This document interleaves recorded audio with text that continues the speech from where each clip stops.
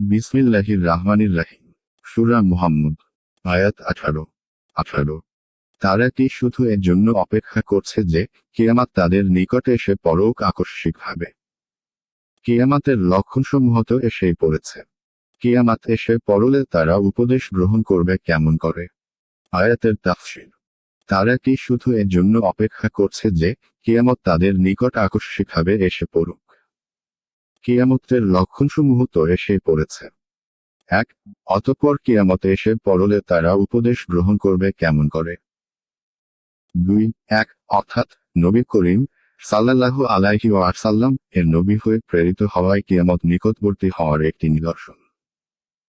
যেমন তিনি নিজেও এ কথা বলেছেন, আমার প্রেরিত হওয়ার ও কিয়ামতের মাঝে ব্যবধান হলো এই দুই আঙুলের মাঝে ব্যবধানের ন্যায়। বুখারী।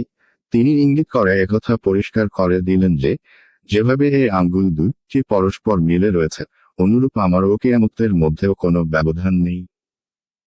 অথবা একটি আঙ্গুল যেমন অপর আঙ্গুলটির চেয়ে একটু বেশি লম্বা আছে, অনুরূপ কিয়ামত তো আমার জীবনকালের একটু পরে সংঘটিত হবে। 2. অর্থাৎ কিয়ামত যখন হঠাৎ এসে পড়বে, তখন কাফের কিভাবে উপদেশ গ্রহণ করতে সক্ষম হবে? অর্থাৎ সেই সময় সে যদি তওবা করে, তবুও তা গৃহীত হবে না। কাজেই তওবা করতে চাইলে এটাই সময়।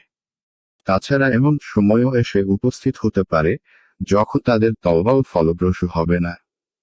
আয়াত 19। সুতরাং জেনে রেখো, আল্লাহ ছাড়া কোনো মাবুদ নেই।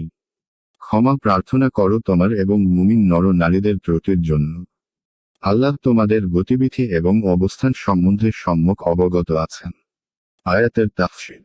সুতরাং তুমি জেনে রাখো, আল্লাহ ছাড়া সত্য কোনো উপাস্য নেই।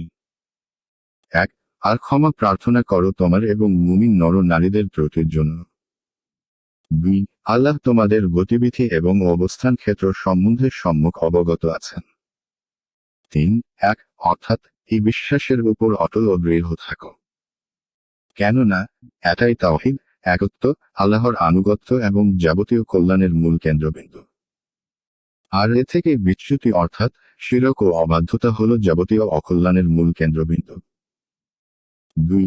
এই আয়াতে নবী করিম সাল্লাল্লাহু আলাইহি ওয়াসাল্লাম কে তার নিজের জন্য এবং মুমিনদের জন্য ক্ষমা প্রার্থনা করার নির্দেশ দেওয়া হয়েছে। ক্ষমা প্রার্থনার গুরুত্ব ও ফজিলত অনেক। বহু হাদিসেও এর প্রতি বড়ই গুরুত্ব আরোপ করা হয়েছে। একটি হাদিসে নবী করিম সাল্লাল্লাহু আলাইহি ওয়াসাল্লাম বলেছেন, হে লোক সকল, তোমরা তোমাদের প্রতিপালকের নিকট তওবা করো, কারণ আমি দিনে 70 বারেরও বেশি তার নিকট তওবা ও ক্ষমা প্রার্থনা করে থাকি। বুখারী। দাওয়াত অধ্যায় 3। অর্থাৎ দিনে তোমরা যেখানেই যাও এবং যা কিছু করো এবং রাতে যেখানেই বিশ্রাম নাও ও অবস্থান করো, মহান আল্লাহ তার সবকিছু জানেন। অর্থাৎ তোমাদের দিবারাত্রির কোনো কর্মতৎপরতা আল্লাহর নিকট গুপ্ত নয়।